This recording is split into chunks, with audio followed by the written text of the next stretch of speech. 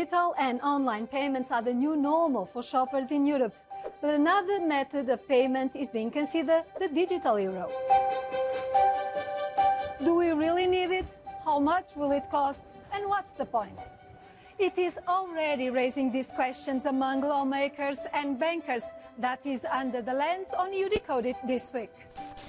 Between 2019 and 2022, cash fell from 72% to 59% as a total share of payments.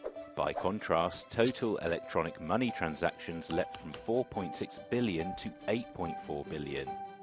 The European Central Bank's planned digital euro would be available on a rechargeable card, a digital wallet or a mobile app. A digital euro account could be set up at a bank, a post office or an online platform.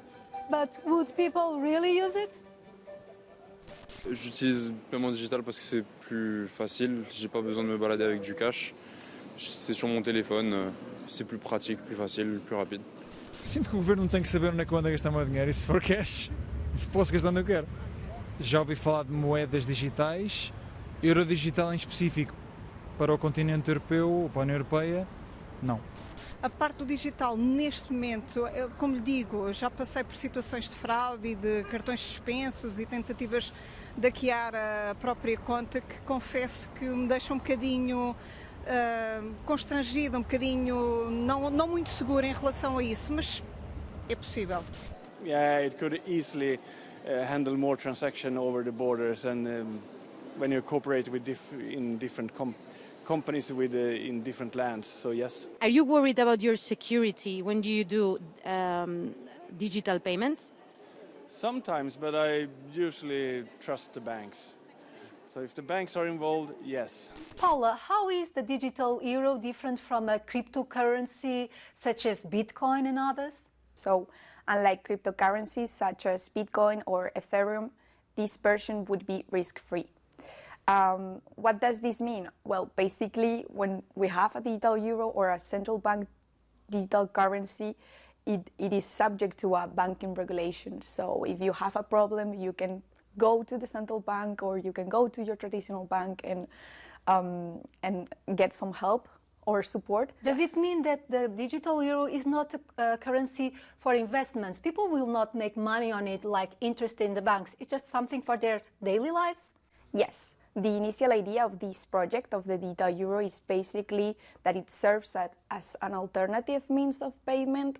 So it wants to be as close to cash as possible, meaning that it is free for users, it is accessible, and that it ensures that citizens are protected.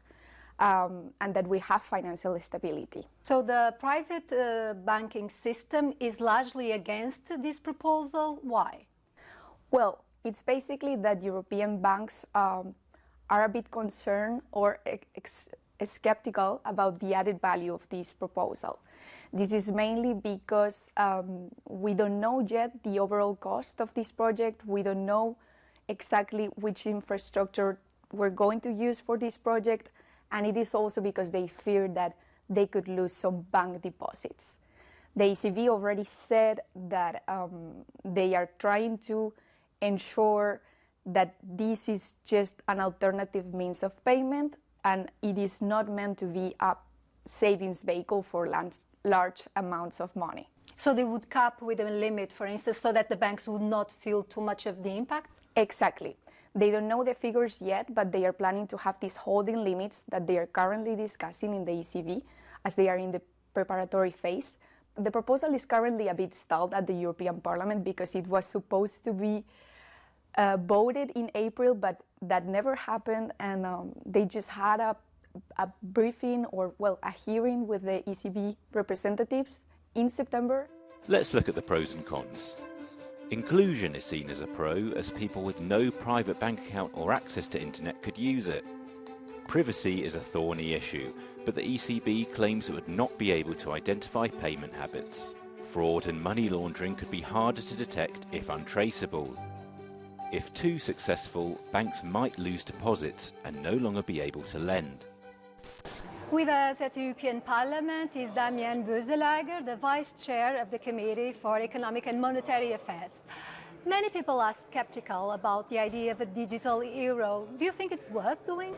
I find it super exciting. It is a great innovation to think about. More and more people are using digital means of payment for any sorts of things, and we're currently very reliant on, for example, Apple Pay and so on, which uses credit card payment providers to be able to pay. Does the EU need to reduce its dependency on Visa, MasterCard, for example? You can always use your credit card. It's completely fine. Nobody's going to take that away from you. But I think it should be possible to have something similar to handing over a cash note to also do that on the digital level. And the digital wallet together with the digital euro would allow for that without any form of transaction going outside to a private sector entity, but just basically via public sector entities. And I think both is fine. You should just be able to choose. And what privacy controls is the European Parliament trying to secure for the digital euro? It's obviously extremely important that if you have agglomerated a lot of data about a lot of transactions and about a lot of individuals, you need to make sure that there is anonymization, that there is a way to make sure that this cannot be breached with cybersecurity issues. Maybe when the transactions are of a lower value, can be anonymous, and then only if it's larger transactions should be somehow maybe followable also to ensure anti-money laundering mechanisms still work. But I think there's a lot of layers that we can put in. The United Kingdom and China are moving in this area. Are you worried the European Union would be left behind? And here's one moment where we are actually leading, where we can be leading if we come forward with a good proposal. But we shouldn't dissect it now with lobby interests from all dimensions. We should really think about what makes sense and what is the added benefit, as you said, for the retail industry and for the individual customers. Just to add, because some people say digital euro would be more about the sovereignty, the financial sovereignty of the EU. Is this also a value that you think it's important to safeguard? I think it could have a big advantage for us as well. Also because we wouldn't be relying on third country payment providers or even European payment providers, but we could also rely on a public institution, in this case the central bank, to be able to do our payments. That gives you some sovereignty, also some independence. I think it's important, not just from third countries, but in general from failing banks, and I hope that this will work. The digital euro may boost Europe's financial sovereignty, but at what cost? Anyway, it won't be coming anytime soon, if it happens at all. Any legislation to be agreed in Brussels and with the member states would take 2 to 3 years. Thank you for watching. I'll be coming with more eu-decoding next week.